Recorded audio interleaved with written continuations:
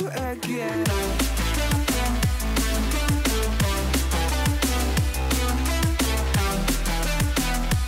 This is the Shadic Zone. What's good, everybody out there in YouTube? This is your man Shadicstick dropping some hot frogga on this mic. The remix used in this video is done by my boy John Mina. Say please make sure y'all check him out in the description. But let's get right into the video. This is the first episode of the Shadic Zone. This is the Square E3 predictions, what I think Square Enix is gonna do for E3. And the first thing I have on my list is the Kingdom Hearts stuff. Basically, I think they're going to give us some kind of Kingdom Hearts gameplay or gameplay trailer, just something of that, like a more in-depth look at the gameplay, since we know flow motion is returning to some degree. There's a lot of combat changes, such as the weapon changes and the different drive forms. On top of that, I hope we get some small story details. It doesn't have to be something incredibly major, just some small details. But I really want to see some gameplay, and I want to see how far they've come with the Unreal 4 engine, because as we saw a few months ago from the release of Kingdom Hearts 0.2, that looks phenomenal. But there's still a lot of work to be done, and from screenshots we got since then, you know, some of the drive forms, you know, updated a little bit.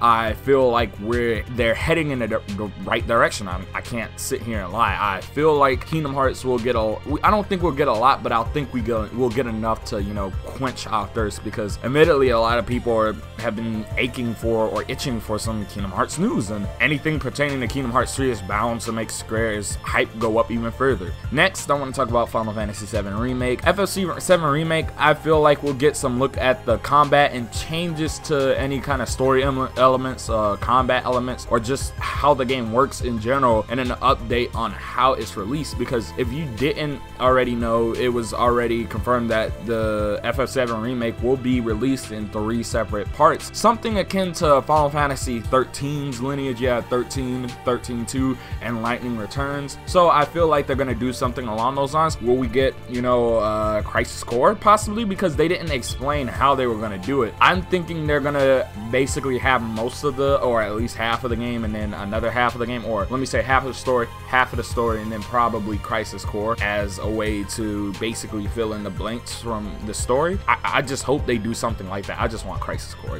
I'm not gonna lie. Zach is the GOAT. Let's continue on to Final Fantasy 15. I really hope we get updates on the DLC, because we've been getting a lot of, let's see, kind of PC stuff. If we get a PC release on top of the updates on the DLC, such as Prompto, Ignis, and the VR, I think I'll quench my thirst, because I want to. Prompto was my favorite character in Final Fantasy 15, admittedly, and I want to see what they're doing with the Prompto story. That small little teaser was just not enough for me.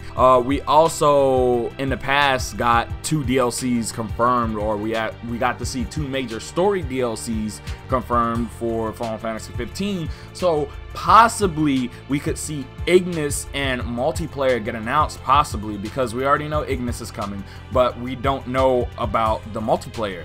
They haven't said anything more on the multiplayer. We've seen some things with some creative character stuff, but that's really it. I really do want to see how they're going to carry out the multiplayer aspect of Final Fantasy 15 and how well it will be done. I want to know how in-depth it is, how the lobby system will work, if the netcode is even good. I hope it is, but that's something we won't be able to tell until we actually get the game, not the game, but the multiplayer DLC in our hand. But I really do hope we get to see some type of multiplayer gameplay, anything on the Ignis, Prompto, and VR DLCs, and just any updates we could get possibly for Final Fantasy 15, a game that has evolved from what it was in the November, which I really didn't expect it to evolve this much. The team has done a good job of supporting the game and keeping the support up, and I have to commend them for that. The last thing I want to talk about is Dissidia, and I just really want to see when we're gonna get it on PS4. When are we gonna get it? That's all I want to know. When are we gonna get Dissidia PS4? When is it gonna come to Japan? When is it gonna come to the rest of the world? When are we gonna get Dissidia on the PS4, or possibly PS4, PC, Xbox One? The world may never know, but I'm pretty sure it will just be a PS4 exclusive. It will were to release, considering the